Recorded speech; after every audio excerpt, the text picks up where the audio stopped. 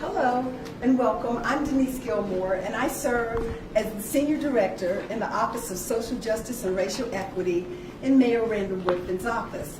And I'm pleased today to be joined by Congresswoman Terri Sewell. Well, thank you so much, Denise. I want to thank you and the mayor for the wonderful investment in this beautiful hotel.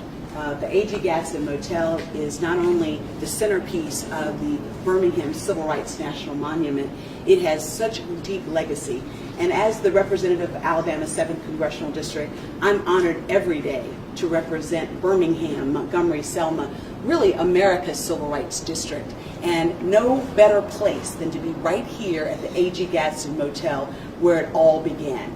And what a better place than to come here and to be a part of today's virtual tour of the A.G. Gaston Motel. It's an honor for me to join you today. Now, Congresswoman, just share a little bit about when the National Monument, just the work that it took to actually create the National Monument. You were instrumental. You know, the Birmingham Civil Rights National Monument was perhaps the last act of President Barack Obama.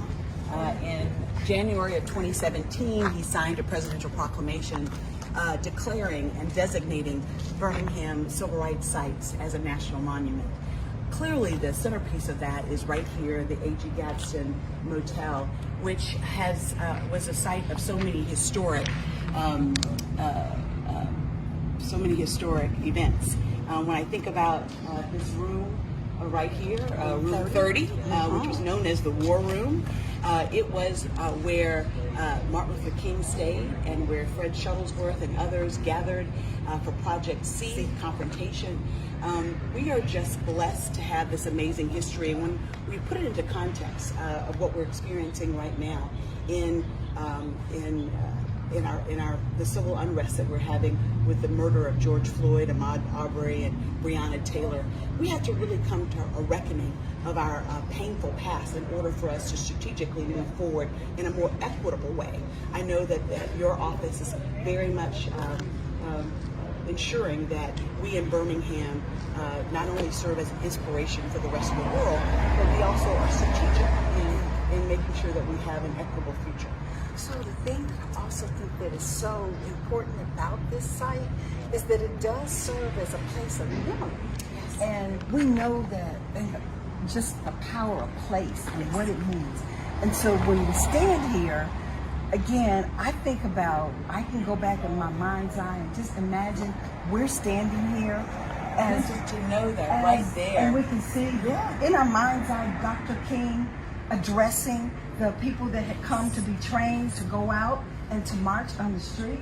And so it's such a powerful place in terms of memory, in terms of a site of conscience, because it really does really harken back to when the violence that we see today, the violence happened, but it was actually state and municipality sanctioned and led. Yes. And so we look at what racial terror has been historically, and this site gives us an opportunity to reflect. Now, I want to go back just a bit because some people may not know who A.G. Gaston was. And so let's talk a little bit about A.G. Gaston, the man.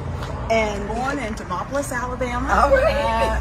He is a son of Alabama's 7th Congressional District.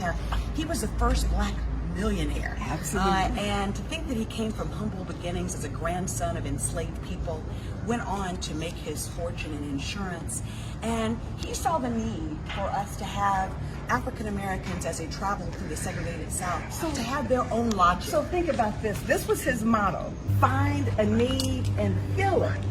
And he did that, as you said, in banking, in insurance, funeral homes, this motel. He actually was traveling in London in 1951 for the Baptist Convention, and he found out that actually for the Methodist Convention, and he found out that the Baptists would be coming to Birmingham. And he was kind of excited, but at the same time, he knew that there was no accommodations that would fit for them. So he decided at that point that before that convention took place in 1954, he was going to make sure there was a first-class hotel for African Americans. Yeah, with a restaurant, right over there, and a cafe, and 32 air-conditioned rooms. And on a day like that, that's important. But it was considered at the time the finest hotel, the finest motel in the South.